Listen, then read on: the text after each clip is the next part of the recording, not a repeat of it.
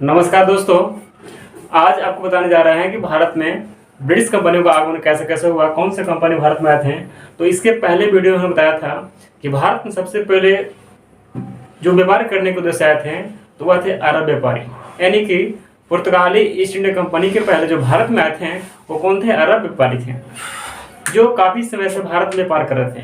लेकिन उसके पश्चात भारत में समुद्री मार्ग के द्वारा जो व्यापार करने के लिए आया था वह आपका था Vasco D gamma. Vasco D gamma व्यापार करने के उद्देश्य से भारत आया था 1498 में।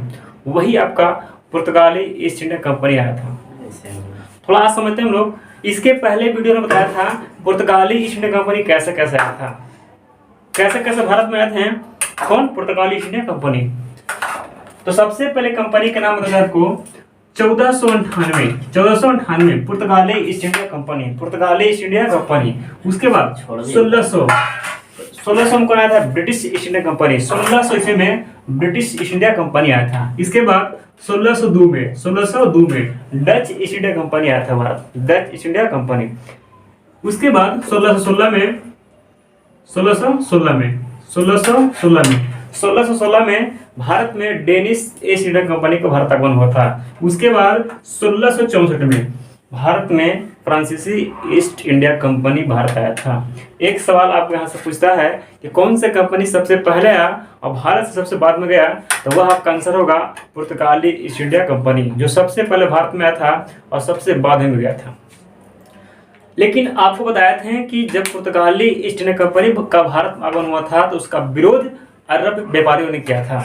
लेकिन विरोध करने के पश्चात अपना वर्चस्व को स्थापित किया पुर्तगालियों ने भारत में, और स्थापित करके भारत में अपना फैक्ट्री की स्थापना किया। यानी कि पुर्तगालियों ने अपना फैक्ट्री सबसे पहले स्थापित किया। तो हम लोग इसके बारे में पढ़ लेते हैं। आज हम पढ़ते हैं ब्रिटिश ईस्ट इंडिया कंपनी, जिसकी स्थापना 1600 ईस्वी में हुआ था। हालांकि ऐसा कहता है ब्रिटिश ईस्ट इंडिया कंपनी जिसकी स्थापना 1599 ईस्वी में आपका ब्रिटेन में हो चुका था। लेकिन भारत आगमन इसका 1600 ईस्वी में हुआ था, अर्थात 31 दिसंबर 1600 ईस्वी को। कब? 31 दिसंबर 16 ईस्वी को ईस्ट इंडिया कंपनी का स्थापना हुआ और इसका भारत आगमन हुआ। सभी कंपनी का एक ही उद्देश्य था, भारत से हम व्यापार करें। क्या था? भारत से व्यापार करें। व्यापार करने के उद्देश्य से प्रत्येक कंपनी का भारत आगमन हुआ था। अब देखिए, जब भारत आया था कौन? ब्रिटिश ईस्ट इंडिया कंपनी जब भारत आया था इसका उद्देश्य था व्यापार करना।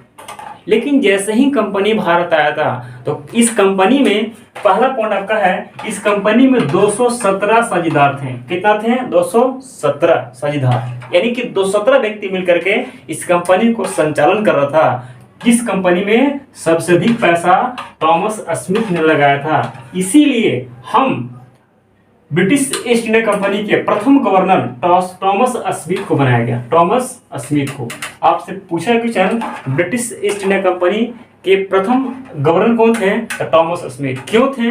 क्योंकि 217 साझेदार में सबसे अधिक पैसा इसी व्यक्ति ने लगाया था, थॉमस स्मिथ। उसके बाद जैसे ही कंपनी भारत आया तो भारत आने के पश्चात इसे व्यापार करने के लिए एक महारानी एलिजाबेथ एक तैयार किया। क्या चीज? आपका चार्टर जारी किया, एक लिस्ट जारी किया। किसके प्रति? ब्रिटिश ईस्ट इंडिया कंपनी के लिए। और उस लिस्ट में एक ही बात बोला गया कि आज के पश्चात 15 वर्षों तक ब्रिटिश कंपनी को भारत में, पूरे पूर्वी भारत में व्यापार करने का एकाधिकार प्राप्त होता है। यानी कि महारानी एलिजाबेथ के आदेश अनुसार ब्रिटिश कंपनी को पूर्वी भारत में 15 वर्षों तक व्यापार करने का एकाधिकार प्राप्त हुआ। एकाधिकार कहने का अर्थ है कि भारत में एक ही कंपनी का व्यापार करने का अधिकार है। एकाधिकार का अर्थ क्या होता है? भारत में सिर्फ एक ही कंपनी का व्यापार करने का अधिकार है, जो आपका था ब्रिटिश ईस्ट इंडिया कंपनी। उसके पश्चात एक और व्यक्ति आए, जेम्स प्रथम, एक अंग्रेजी थे। जेम्स प्रथम जैसे ही भारत आया उन्होंने आदेश जारी किया कि कंपनी को 15 वर्ष नहीं, अनिश्चितकालीन के लिए हम व्यापार करने का आदेश देते हैं। आपसे पूछेगा महारानी एलिजाबेथ ने ब्रिटिश कंपनी को कितने साल के लिए व्यापार करने के लिए एकाधिकार दिया था? तो 15 साल के लिए। कितने साल के लिए? 15 साल के लिए। उसके बाद जेम्स प्रथम ने ब्रिटिश कंपनी को कितने साल के लिए एकाधिकार दिया था? तो ये आपका था निश्चित कालीन के लिए, निश्चित कालीन के लिए। उसके बाद हम आगे बढ़ते हैं। आपका अगला फैक्ट्री है कि अगला पॉइंट आपका है कि जब भारत में ब्रिटिश कंपनी भारत आया तो यह अपना फैक्ट्री, सबसे पहले फैक्ट्री का स्थापना 1608 में गुजरात के सूरत में किया था। ब्रिटिश ईस्ट इंडिया कंपनी सबसे पहला कंपनी की स्थापना गुजरात के सूरत में किया था। हम बताए थे पहले कि जब भारत में 1498 में कौन आया था? पुर्तगाली ईस्ट इंडिया कंपनी। तो यह अपने कंपनी का स्थापना कहाँ किया था? तो इस कंपनी का स्थापना हुआ था केरल के कोच्चि में। लेकिन दूसरा company British east India company जब भारत आया था तो इस कंपनी की स्थापना कहाँ हुआ? गुजरात के सूरत में। कब हुआ था? 1608 में। लेकिन कंपनी का स्थापना के पश्चात इसे पूर्ण मान्यता नहीं दिया गया, अर्थात यह कंपनी पूर्ण मान्यता प्राप्त कंपनी नहीं था। उसके बाद 1611 में मसूलीपट्टनम में दूसरी फैक्ट्री का स्थापना किया और पुनः तुरंत कर्नाटक सरकार ने इसे पूर्ण अधिकार का दर्जा दिया। पहला कंपनी का स्थापना कब हुआ था? तो 1608 में। कहाँ हुआ था? गुजरात के सूरत में। दूसरा कहाँ हुआ था? मसूलीपट्टनम, जो इसे पूर्णतः इसे कंपनी का दर्जा प्राप्त हुआ। तो यहाँ से क्वेश्चन पूछता है कि पहली मान्यता प्राप्त कंपनी कहाँ था?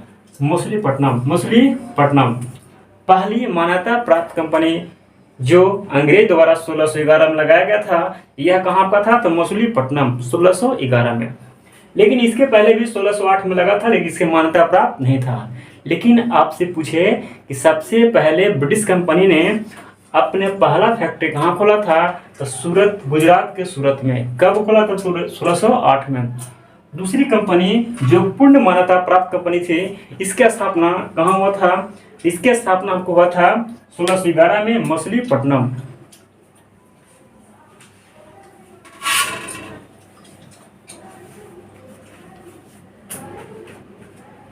कहाँ बताया आपको? मसूलीपट्टनम, 1611 मसूलीपट्टनम। अब देखते हैं, आपको एक पॉइंट आपको बताए थे पहले भी, मुगल शासन की स्थापना के पहले भारत में आने वाला एकमात्र कंपनी जो था वह आपका था पुर्तगाली ईस्ट इंडिया कंपनी। मुगल वंश की स्थापना के पूर्व भारत में आने वाली एकमात्र कंपनी जो आपका था पुर्तगाली ईस्ट इंडिया कंपनी। लेकिन जितने भी कंपनी उसके बाद आए सभी मुगल वंश की स्थापना के बाद आए। जैसे में ब्रिटिश ईस्ट इंडिया कंपनी, यहाँ से आपको पूछता है कि ब्रिटिश ईस्ट इंडिया कंपनी के समय मुगल शासक कौन थे? तो यह कंपनी का स्थापना जो हुआ था, इस कंपनी का स्थापना मुख्य रूप से अकबर के शासनकाल में हुआ था। लेकिन व्यापार जब शुरू किए थे तो व्यापार शुरू करने का उद्देश्य चाहता है जहांगीर को यानी व्यापार काम किए थे जहांगीर के शासनकाल में। और संघर्ष जब शुरू हुआ आपका मुगल शासक का साथ संघर्ष शुरू हुआ, तो यह संघर्ष आपका शुरू हुआ था औरंगजेब काल में। देखिएगा फिर से, पहला होता है कि किसके शासनकाल में कंपनी आया था? तो अकबर के शासनकाल में कंपनी आया। किसके शासनकाल में व्यापार करना शुरू किया? तो जहांगीर के शासनकाल में। और किसके शासनकाल में मुगलों के साथ संघर्ष शुरू हुआ? तो वह आपका औरंगजेब था। कौन आपका था? औरंगजेब। थोड़ा सा आगे समझते हैं। देखिए, जो व्यापार करने को उद्देश्य आए थे, सबसे पहले 1608 में जेम्स प्रथम के आदेश के अनुसार हॉपकिंस, कौन आया था? हॉपकिंस आया था। किसके दरबार में? जहांगीर के दरबार में। कहाँ आया था? आगरा दरबार में। कब? 1608 में। यहाँ से आपको एक क्वेश्चन पूछता है कि मुगल दरबार में आने वाला पहला अंग्रेज कैप्टन कौन था? तो हॉपकिंस था। मुगल दरबार में आने वाला पहला कैप्टन कौन था? हॉपकिंस था, जो 1608 में जहांगीर के दरबार में आया था। लेकिन जैसे ही हॉपकिंस आया, इसे व्यापार करने की अनुमति जहांगीर द्वारा नहीं दिया गया। कहाँ, किस दरबार में आया था? तो आगरा के दरबार में।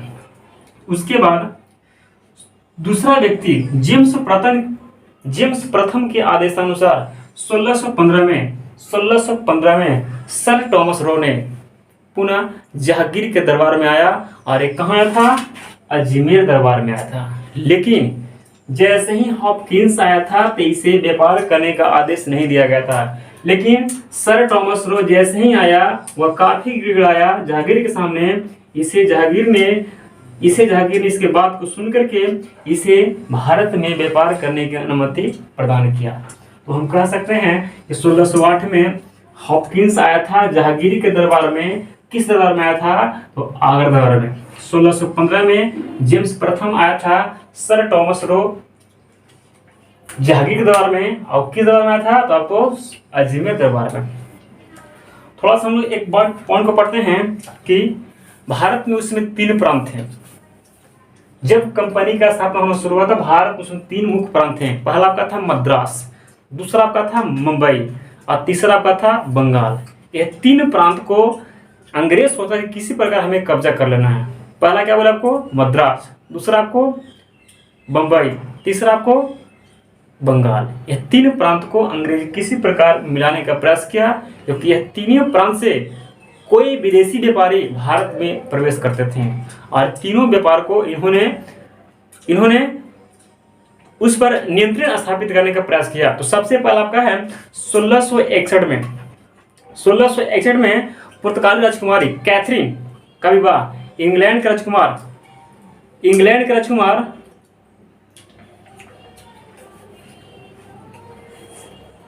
थोड़ा सा सुनाने के पहले इसको एक बार फिर से पढ़ते हैं। कंपनी का स्थापना, तो बताइए कि सबसे पहले भारत में कौन सा कंपनी आया था? तो 1498 कौन आया था? पुर्तगाली ईस्ट इंडिया कंपनी। दूसरा कौन आया था? 1600 का आया था ब्रिटिश ईस्ट इंडिया कंपनी। तीसरा आपका 1602 में कौन आया था? Dutch east India company. तीसरा कौन आया था? तो तीसरा आपका था डेनिश ईस्ट इंडिया कंपनी। कब आया था? 1616 में। और 1664 में कौन आया था? फ्रांसीसी ईस्ट इंडिया कंपनी। फ्रांसीसी ईस्ट इंडिया कंपनी फिर से बोलेगा। पुर्तगाली 1498, ब्रिटिश 1600, डच 1602, डेनिश 1616 और फ्रांसीसी 1664। ब्रिटिश ईस्ट इंडिया कंपनी के समय इंग्लैंड के महारानी कौन थी? तो महारानी एलिजाबेथ। इस कंपनी का आगमन 31 दिसंबर 1600 ईस्वी को जब भारत आया था। तो भारत आने के पश्चात आपको बताइए आप कि इसे 15 वर्षों के लिए व्यापार करने का आदेश कौन दिया था? यह आपको दिया था महारानी एलिजाबेथ। एकाधिकार प्राप्त हुआ, और एकाधिकार का होता है कि भारत में एक ही कंपनी अपना व्यापार कर सकता है, इसके अलावा कोई कंपनी व्यापार नहीं कर सकता है। अर्थात एकाधिकार प्राप्त होती को ब्रिटिश ईस्ट इंडिया कंपनी को। उसके बाद मुगल दरबार में आने वाला प्रथम अंग्रेज कौन था? तो कैप्टन हॉपकिंस। कब आया था? तो 1608 में। किसके दरबार में आया था? तो जहांगीर के दरबार में। किस दरबार में आया था? तो आगरा के दरबार में। तीसरा आपका है 1615 में जेम्स प्रथम के आदेशानुसार सर टॉमस रो भी आया था आदेश मांगने के लिए, व्यापार करने के लिए। कौन किस दरबार में था? जहांगीर दरबार में। किस दरबार में? अजमेर के दरबार में आया था। भारत में बताइएगा, भारत में सबसे पहला फैक्ट्री अंग्रेज ने कहाँ लगाया? तो सूरत में, गुजरात के सूरत में। कब लगा था? 1608 में। दूसरा कब लगा? 1611 में। किस कंपनी को मान्यता प्राप्त हुआ? तो 1611 की मछलीपट्टनम कंपनी को। तो यह आपका था ब्रिटिश ईस्ट इंडिया कंपनी। शायद आपको वीडियो अच्छा लगा हो। हमारे चैनल को लाइक सब्सक्राइब करना भूलें। धन्यवाद।